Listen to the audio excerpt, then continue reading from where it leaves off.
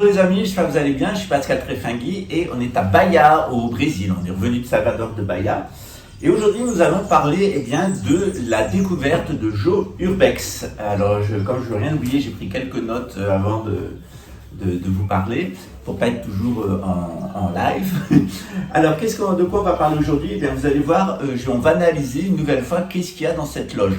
Alors d'abord, il faut dire que cette loge, elle appartient à la Grande Loge de France. Alors la Grande Loge de France, en France, il y a deux sortes de franc-maçonnerie qui sont reliées par ce qu'on appelle des fraternelles. Les fraternelles, c'est quand vous avez dans le même rite, quand vous avez le même degré, il y a le rite écossais et le rite d'York, ça c'est les deux rites anglais, puis il y a d'autres rites, Memphis-Mizraïm et Memphis-Mizraïm, il y a différents rites. Généralement, on dit que tout ce qui est lié aux Illuminés de Bavière, c'est le Grand Orient, les Grands Orient de France, Grand Orient du Brésil, etc. Ils sont plutôt en faveur du pouvoir en place. Par exemple, ils ont été derrière la Révolution française avec Philippe Égalité. Ensuite, ils ont soutenu l'Empire. Ensuite, ils ont soutenu la Restauration. Et ensuite, ils ont soutenu la République. Ils sont directement liés aux milieux financiers. C'est ces milieux financiers allemands qui interviennent en Angleterre et en France qui pilotent le Grand Orient de France. Le Grand Orient de France, c'est l'agence de crédit agricole du nouvel ordre mondial, de la gouvernance mondiale. Tout ça derrière, c'est des grands financiers, des grands argentiers qui pilotent derrière, en particulier les Rothschild, qui ont une place un peu spéciale au sein du Grand Orient de France. De l'autre côté, il y a la Grande Loge nationale de France et la Grande Loge de France. Elles revendiquent un rattachement initiatique à la Grande Loge de Londres. Alors pour cela, elles disent qu'elles sont régulières alors que le Grand Orient de France, la maçonnerie latine, serait irrégulière. Alors il y aurait beaucoup à dire sur la maçonnerie anglaise. Ce qu'il faut comprendre, c'est que les Templiers ont laissé en Écosse un souvenir de leur connaissance opérative et un souvenir de leur connaissance spéculative. Et à partir de ça, il s'est construit quelque chose. Il s'est construit ce qu'allait devenir la République démocratique maçonnique des États-Unis. Tout ça, ça va partir aux États-Unis. Tout ça, ensuite, ça va partir aussi au Brésil. D'abord les États-Unis, ensuite le Brésil. Et on a un grand mouvement d'émancipation qui est lié au libéralisme, à la mentalité libérale anglo-saxonne. C'est la troisième phase du christianisme. Si vous avez fait le cours de gnose chrétienne, vous savez de quoi il s'agit. On a les trois reniements de Pierre, le catholicisme, l'orthodoxie et le protestantisme. On est dans le troisième reniement qui va principalement alimenter la secte de l'Antéchrist. L'Antéchrist, il va principalement s'appuyer sur le protestantisme, en particulier l'anglicanisme. Cette loge qu'a découvert Joe Urbex, elle est rattachée à la Grande Loge de France. C'est une loge d'extrême droite, nationaliste. J'ai un membre de ma famille qui l'a fréquenté pendant un certain temps. C'est une loge de fachos où il y a eu plusieurs scandales avec eux, que ce soit GNLF ou GLF, Grande Loge de France ou Grande Loge nationale de France. Ce sont des gens qui sont rattachés à Londres, qui prônent le nationalisme français, qui sont liés à l'extrême droite, où on retrouve tous les nazis, les collabos, les pétinistes, toute la raclure de chiottes, pour parler poliment, écolo-nazis, de droite. Vous avez les Grand Orient qui sont directement liés à la gouvernance mondiale, avec Attali, Alain Soral, etc. Tout ça, c'est la grande planification générale. Puis après, il y a les sous-loges dessus pour eux, qui sont les nationalistes, qui est la base où il va y avoir toutes les barbouzes, tous les mecs d'extrême droite, tous les fachos, tous les corrompus, les trafiquants de drogue, etc. La maçonnerie de droite, c'est plutôt la mafia, c'est plutôt le SAC et compagnie, les bolsonaristes, les conspirationnistes, etc. De l'autre côté, le Grand Orient de France, c'est plutôt la mondialisation et les grands gangsters internationaux, la famille royale d'Angleterre et les 12. Alors ce qui est très drôle, c'est que le Grand Orient de France se rattache aux Illuminés de Bavière, comme tous les Grands Orients, donc ils ne sont pas francs-maçons à la base, ils sont ni maçons, ni francs-maçons, ni spéculatifs, ni opératifs. C'est une secte créée par les jésuites qui a infiltré la franc-maçonnerie, qui a pris un habit de franc-maçon et qui opère. Alors, tous les francs-maçons ne sont pas satanistes, mais il y a même très peu de francs-maçons qui sont satanistes. Par contre, tous les satanistes sont francs-maçons. C'est-à-dire qu'ils ont tous revêtu l'habit maçonnique, alchimique et kabbaliste pour mener à bien leur visée satanique. Alors, la Grande Loge de Londres, c'est une vaste histoire. À l'origine, il y a un groupe de psychopathes où il y a le pasteur des Saguliers qui est un fils de protestant. Il y a quelqu'un qui est initié seulement au deuxième degré des grades bleus, des loges bleues, c'est-à-dire c'est le degré de compagnon, apprenti compagnon maître, de compagnon. Ces gens-là, plus une troisième personne, vont se mettre ensemble pour créer une pseudo-loge de fantaisie, la Grande Loge Nouvelle de Londres. Ils vont rentrer en conflit avec la vieille loge de Londres. Et puis finalement, le conflit va être ouvert et finalement, avec des tractations d'argent, ils vont arriver à récupérer la loge des anciens de Londres, la grande loge ancienne de Londres. Et puis les deux vont fusionner et ils vont recevoir plein d'argent du Pays-Bas pour créer une espèce d'initiation qui serait le pendant de l'anglicanisme. Donc il y aurait l'anglicanisme comme religion de l'Empire et il y aurait la franc-maçonnerie comme initiation de l'Empire.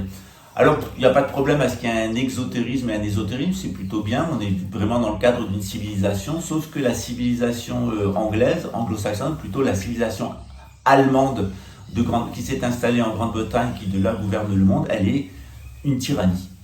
Et si vous avez suivi les cours de Gnose 1 et 2, je vous ai expliqué bien comment fonctionne le schéma de la République de Platon. Vous savez quelle est la vision. Cette vision, elle est platiste, même si le monde n'est pas plat, ils ont une vision platiste et circumbuliste autour, ça tourne, hein, c'est de la spiritualité.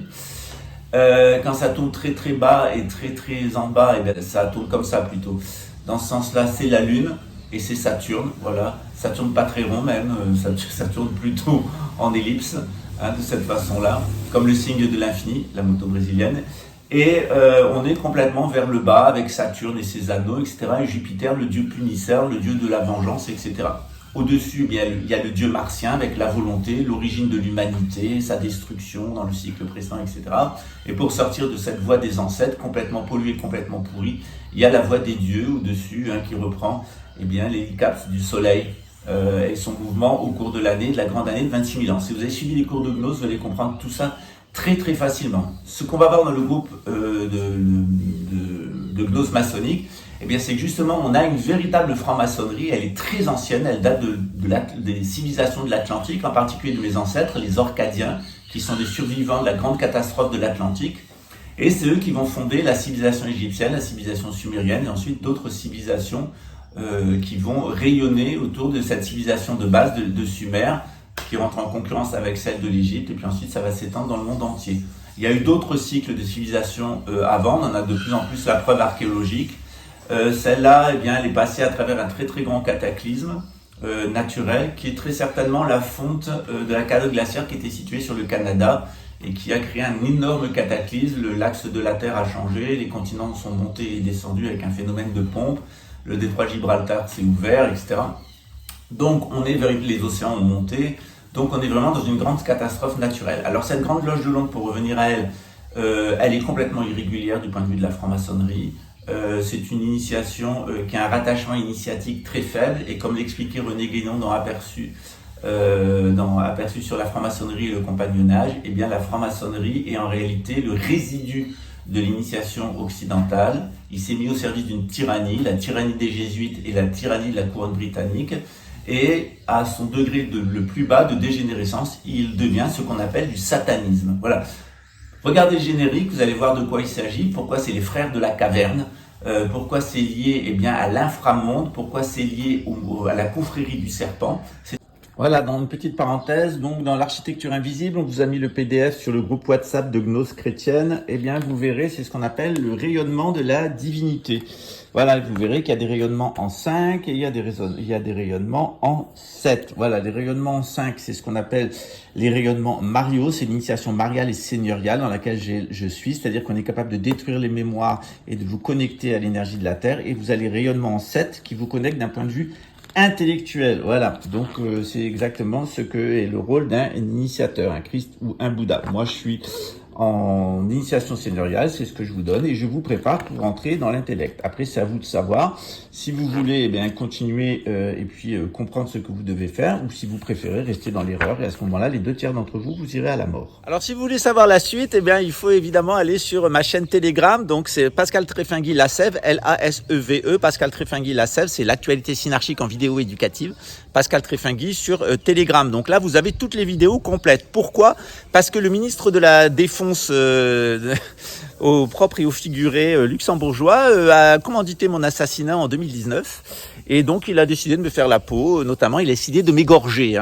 J'ai plus le droit de parler là. Voilà, parce que lui, il a le spro, un gros spro, voilà. Parce que les luxembourgeois, ils croient que la langue du nouvel ordre mondial, ça sera le luxembourgeois là, avec un F, comme luxembourgeois. Je sais mieux que toi là, voilà. Donc ouais. désolé. Ça se passe donc sur Instagram. Vous allez voir, c'est pas piqué des verres. Il restait quelques Dutch Mouti comme matrice à psychopathe pour faire un 4e Reich. Ils les ont trouvés à Luxembourg. Donc pour contourner la censure, le harcèlement et les menaces de mort et les tentatives d'assassinat, etc. qui viennent depuis Luxembourg, la manipulation des institutions et surtout ils nous ont tiré dessus tous les pédophiles qu'ils avaient sur la main de France et de Navarre. Et bien on est obligé de se réfugier sur Telegram. C'est quand même pas mal un Telegram. Voilà, lettre à France. À bientôt. Donc rendez-vous sur Telegram.